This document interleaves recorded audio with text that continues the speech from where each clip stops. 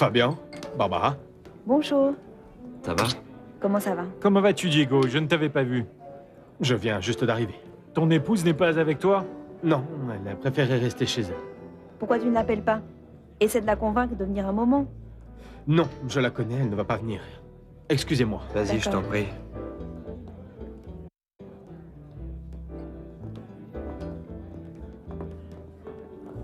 Bonsoir à tous. Bonsoir. Bonsoir, Fabien. C'est un plaisir de vous voir, Inès. Je ne pouvais pas manquer ça. Et je devais saluer tous nos amis. Grand-mère, Vous permettez, je vais chercher Diego. Oui, d'accord. vas-y, je t'en prie, il est par là. Merci.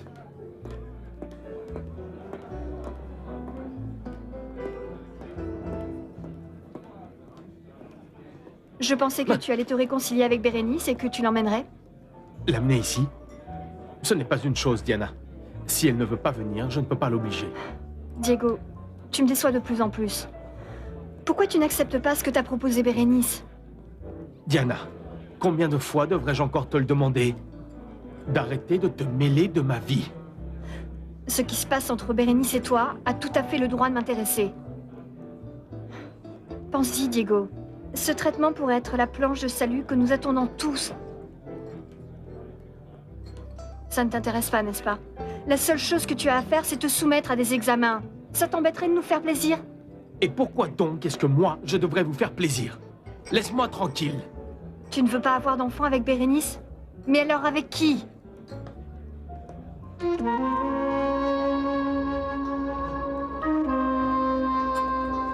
Qu'est-ce qui se passe, Diego? Je vais te le dire comme je l'ai déjà dit avec Bérénice. Je me sens pas prêt du tout à avoir un enfant.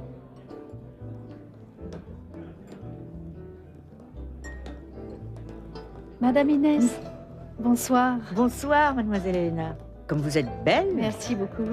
Bonsoir, monsieur Zambrano. Bonsoir, Elena. Madame, Tu savais qu'Elena est notre nouvelle sous-directrice dans l'entreprise? J'en ai déjà entendu parler et je vous félicite. Parce que maintenant, votre nomination est on ne peut plus officielle. En ce qui Merci me beaucoup. concerne, la sous-directrice a toujours été le bras droit de Fabien. merci beaucoup, monsieur Avellaneda, vraiment. Oh, mais de rien. Ah, voilà qu'arrive le nouveau directeur. Diego, Très bien. Si vous permettez, je vais saluer les autres invités. allez-y, Elena, allez-y. Excusez-moi. Excusez-moi. Pardonnez-moi, Inès. J'ai des recommandations à faire à votre Je petit-fils. vous en prie, il a besoin de quelques bons conseils.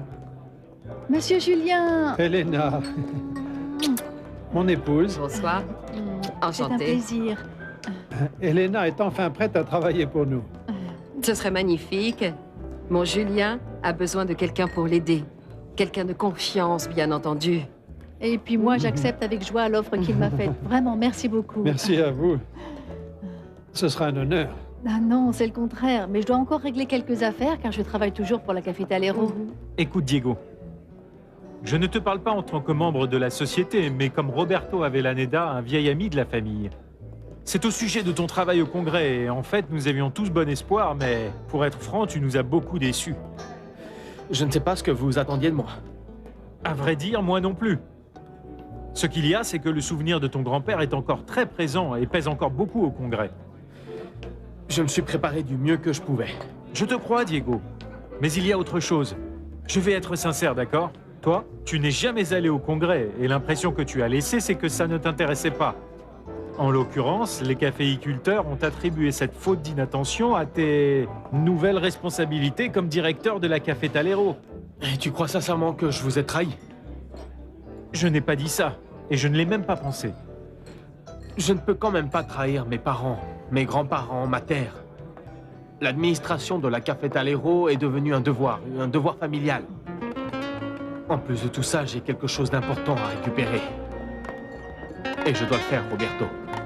Ah, Mais oui. si ça ne porte pas ses fruits, que je n'obtiens rien, alors je retournerai à l'hacienda pour être le caféiculteur que j'ai toujours été. Non, grand-mère. Non, non, nous n'avons plus besoin de la Torre. Il n'était plus très efficace. Et dans l'entreprise, il faisait partie du décor et rien de plus. Alors là, ce n'est pas vrai. Et je te demande. Non, non, non, non. Je t'ordonne que tu ailles le chercher pour lui présenter tes excuses et pour qu'il réintègre l'entreprise. Pardonne-moi de te dire ça, grand-mère. Mais ça, c'est du délire. En réalité, la Torre n'est plus un cadre dynamique. C'est un obstacle pour n'importe quelle entreprise moderne. C'est le parfait vieillard incapable qui n'a plus la capacité et qui n'accepte pas le triomphe d'un plus jeune. Comme tu es devenu insolent, Fabian, et très grossier. Georges Latorre n'est ni un pauvre vieillard, ni quelqu'un d'incapable. Il a été le bras droit de ton grand-père, et aussi il a été le conseiller de ton père. Écoute, grand-père a toujours été un grand homme, Bien sûr. un grand visionnaire de son temps. Malheureusement, ni mon père, ni Georges n'ont hérité de sa vision. Ils sont nés timides et ne font rien de plus que de gêner. Alors donc, mes enfants te gênent beaucoup. Et moi, je me demande, quand est-ce que je vais commencer à te gêner, moi aussi? Écoute, Fabian, je ne sais pas s'il t'empêche de réaliser tes plans d'expansion, où tout est délire de grandeur. Mais Georges doit retourner tout de suite à son poste. Comment est-ce possible que tu attaches autant d'importance à ton chef des douanes?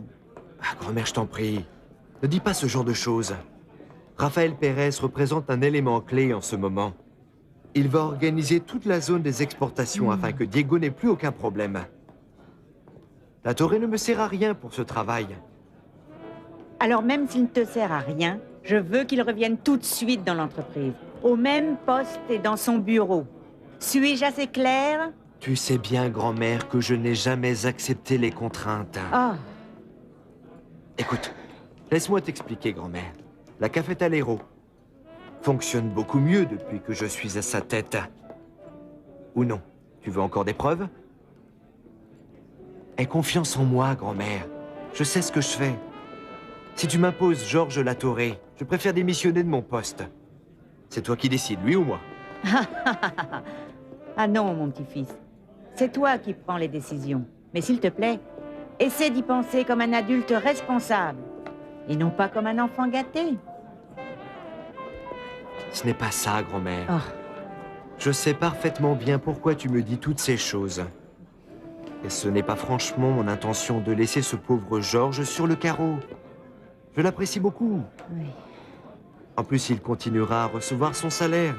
Car il est toujours notre avocat, l'avocat de la famille. Il fait encore partie intégrante de cette famille. C'est notre ami, notre conseiller. Et comment crois-tu qu'il se sentira comme ça, sans travailler? Je te l'ai déjà expliqué. On se voit dans une seconde, excusez-moi. Oui, bien sûr. Qui cherches-tu? Quoi?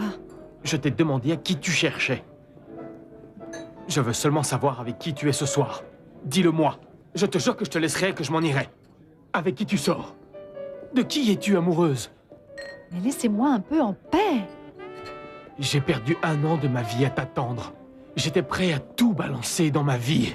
J'ai accepté cette maudite direction pour être à tes côtés. J'ai donc le droit de savoir contre qui tu m'as échangé. Vous avez perdu tout droit de savoir quoi que ce soit le jour où vous êtes mariés. Quand je suis rentrée d'Europe et que j'ai découvert que vous m'aviez trompée.